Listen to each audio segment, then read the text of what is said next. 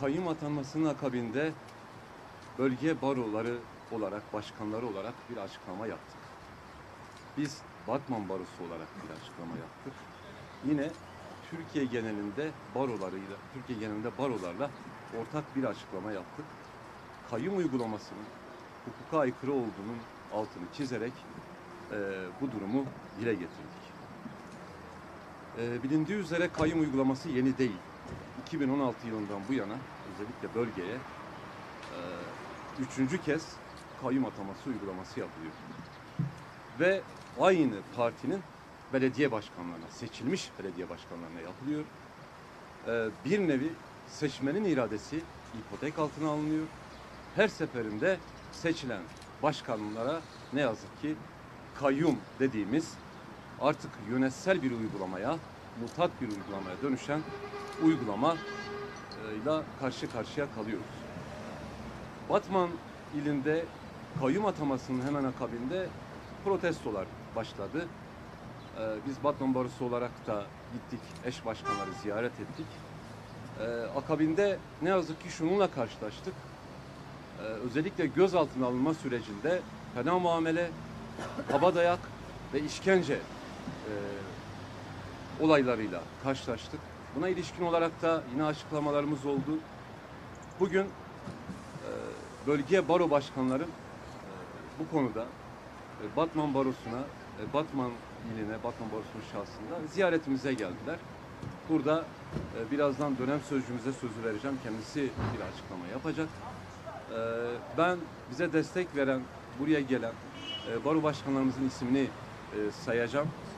Akabinde buradan da eş başkanları ziyaret edeceğiz başkanlarımla birlikte ve sonra da Mardin iline geçip orada da bir destek ve dayanışma da bulunacağız.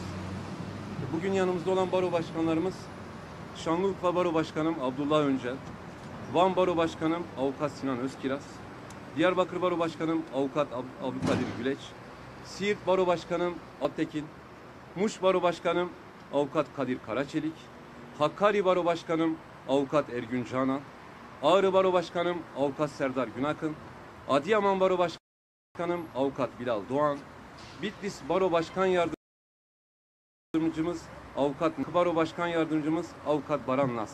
Yine bu barolarımızdan bunların dışında gelen yönetim kurulu ve delegasyondan da arkadaşlarımız var. Bir de bunun yanında ÖHD Eş Genel Başkanı Avukat Ekin Yeter, ÖHD Diyarbakır Şube Eş Başkanı Rıza Polat ve yönetimi yine Batman ÖHD ve İHAD yönetiminden meslektaşlarımız ve arkadaşlarımız da bu açıklamaya destek vermeye geldiler. Bizim bölge barolarımızın her dönem bir dönem sözcüsü olur. Bu dönem sözcümüz Muş Baro Başkanımız Avukat Kadir Karaçelik. Ben şimdi bir açıklama yapmak üzere sözü kendisine veriyorum. Hepinizi beni dinlediğiniz için saygı ve sevgiyle selamlıyorum. Buyurun başkanım.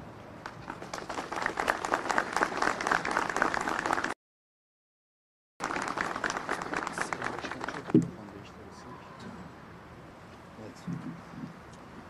Değerli meslektaşlarımız, saygıdeğer Batman halkı ve basının kıymetli temsilcileri. Bugün burada gecikmiş bir ziyareti gerçekleştiriyoruz. Öncelikle bu minvalde yoğun programlarımız nedeniyle bu minvalde yaşamış olduğumuz gecikmeden ötürü affımızı diliyoruz, talep ediyoruz. 31 Mart mahalli idareler genel seçimlerinden sonra o gün Batman halkı kendi demokratik suretiyle bir tercihte bulundu. Yıllardır süre gelen şekilde demokrasinin en temel unsuru olan seçim dediğimiz mekanizmaya başvurmak suretiyle bu kentte nasıl yönetileceğine ve kimlerle yöneteceğine dair fikrini ve iradesini beyan etti. Ancak bir hafta 10 gün önce bizler yeniden kaygılarımızı derinleştiren, umutlarımızı yıkan, adalete olan inançsızlığımızı pekiştiren bir tasarrufla uyanmış olduk. Oysa 31 Mart günü bu kentte yaşanan seçimin meşruiyetiyle ilgili herhangi bir itiraz, herhangi bir durum söz konusu değildi. En azından ne gördük ne de bu minvalde bir itiraz işittik. Dolayısıyla eşit koşullar içerisinde gerçekleşmiş, halkın iradesini yansıtan demokratik bir tavır ve tutum sonucu gerçekleşen bir durumla karşı karşıya kalmıştık. Bundan daha meşru bir şey de söz konusu olamazdı. Ama ne yazık ki 2016'da bırakın bir hukukçunun, bırakın bir vatandaşın aklına gelmesini, bir hukukçunun dahi aklına, hayaline gelmeyen bir yasal düzenleme ile karşı karşıya kaldık. Bu yasal düzenleme kayyımı öngörüyordu, kayyım rejimini öngörüyordu. Bu önce bir uygulama, sonrasında ise maalesef bir yönetsel rejime dönüşmüştür. Kayyım uygulaması yasal olabilir. Ancak kayyım uygulamasının hiçbir toplumsal ve hukuki meşruiyeti söz konusu değil. Bizler bugün bölge hukuk örgütleri ve kurumları olarak savunma ve koruma ve bu tarihsel sorumluluğa sahip olan örgütler olarak buradayız. Bizler seçme hakkına müdahaleyi içeren, seçme hakkını ortadan kaldıran, demokrasiye zarar veren, hukuku alaşağı eden bu uygulamaya karşın bu temel hakkı hatırlatmakla beraber bu temel hakkın korunması konusunda da çağrıda bulunmaya geldik. Bizler Batman halkıyla birlikte bu meşru irade açısından bir kez daha yetkililere bu çağrıda bulunuyoruz. Lütfen bu hukuksuz uygulamadan vazgeçin.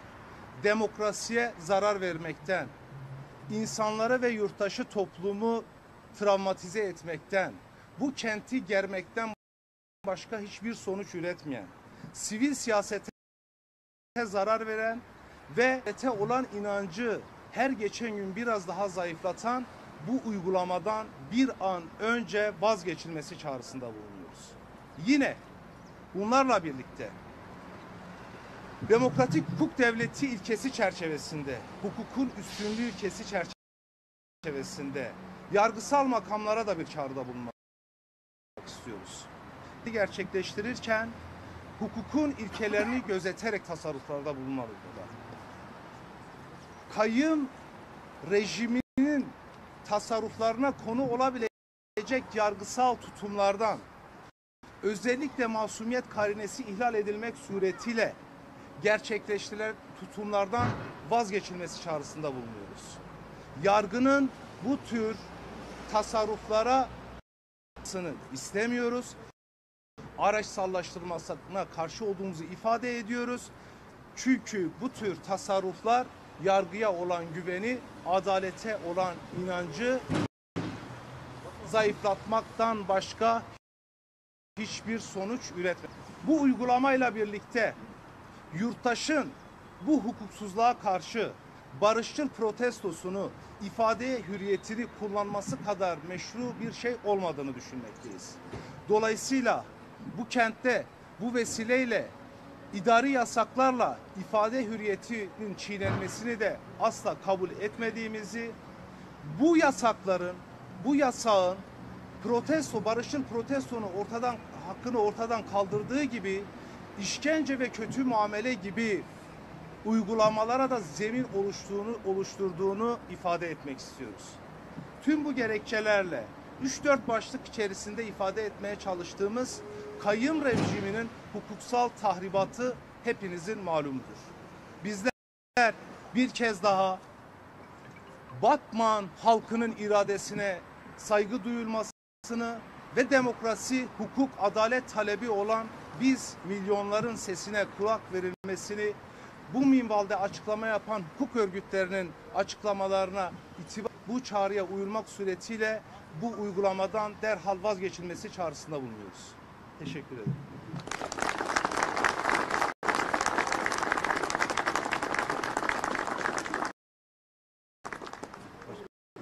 Teşekkür ederiz. Ağzınıza sağlık. Başkanımın da ifade ettiği gibi çok kısa ve öz şunu söylemek lazım. kanuni olan her şey hukuki değildir, meşru değildir. Kayyum uygulaması açıkça hukuk. Biz bu kayyum uygulamasından bir an önce dönülerek seçilmiş başkanların görevlerine iadesini talep ediyoruz. Beni dinlediğiniz için teşekkür ediyorum. Herkese saygı, sevgi, selamlarımı iletiyorum. Teşekkür ederim.